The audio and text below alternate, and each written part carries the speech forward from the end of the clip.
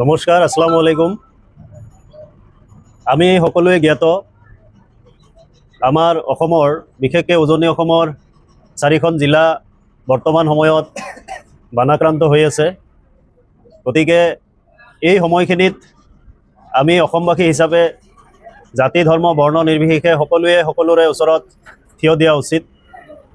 আজি এই খুটনাবাৰী পাথাৰ অঞ্চলত বিশেষকৈ কেইগৰাকীমান উদ্যমী যুৱকৰ প্ৰচেষ্টাত এক বিশেষ পদক্ষেপ গ্ৰহণ কৰা হৈছে যে অহা 2-3 দিনৰ ভিতৰত উজনি অসমৰ শিৱসাগৰ, চৰাইদেউ, যোৰহাট আদি জিলাত বানপীড়িত অঞ্চলত তেওঁলোকে এই অঞ্চলৰ পৰা কিছু অৰ্থ সংগ্ৰহ কৰি সেই বানপীড়িত অঞ্চলত সাহায্য দিয়াৰ কাৰণে এই উদ্যমী যুৱকসকলে উজনি অসমলৈ যাব। গতিকে মই সকলোকে অনুৰোধ জনাইছোঁ যে আজিৰ এই অনুষ্ঠানৰ জৰিয়তে যিসকল উদ্যমী যুৱকে অৰ্থ সংগ্ৰহ কৰাৰ কাৰণে আগবাঢ়ি যাব, সকলোৱে যাতে তেওঁলোকক সহায় সহযোগ কৰে। এই সময়খিনিত আমি মানৱ ধৰ্ম শ্ৰেষ্ঠ ধৰ্ম হিচাপে বিবেচনা কৰি সকলোৱে সকলোৰে পক্ষত থিয় হোৱা উচিত।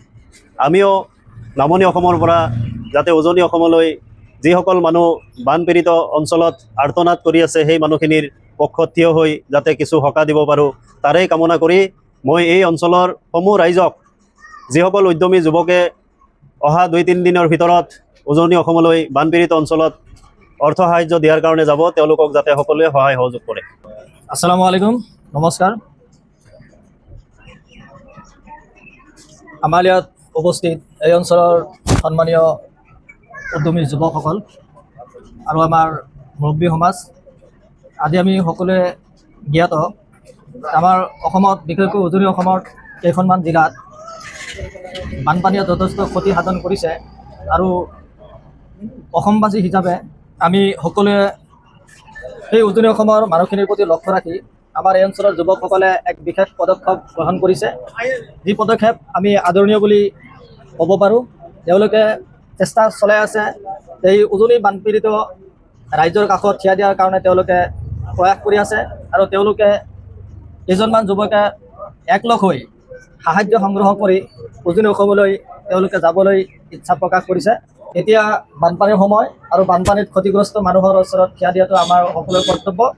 আমি অসমৰ সকলো মানুহে যদি এজন মানুহক যদি আমি সহায় কৰিব পাৰোঁ, তেন্তে আমাৰ অসমত বহুকেইখন জিলা আছে, তাৰে ভিতৰত মাত্ৰ 3-4খন জিলাত বানপানী ক্ষতিগ্ৰস্ত হৈছে আৰু বাকী জিলাবিলাকৰ মানুহখিনি যিহেতু আমি বানত আক্ৰান্ত হোৱা নাই, বানপানীত আক্ৰান্ত হোৱা নাই, গতিকে আমি যদি এই 3-4 জিলাৰ মানুহক যদি সকলো জিলাৰ মানুহে মিলি যদি সাহায্য কৰোঁ, নিশ্চয় তেওঁলোকে আমাৰ পৰা এক বিশেষ সকাহ লাভ কৰিব আৰু তেওঁলোকক যাতে আমি যদি নিজে যাব নোৱাৰোঁ, আৰ্থিক অনুদান আগবঢ়াই তেওঁলোকৰ কাষত থিয় দিয়াৰ কাৰণে আমি চেষ্টা কৰিব লাগিব।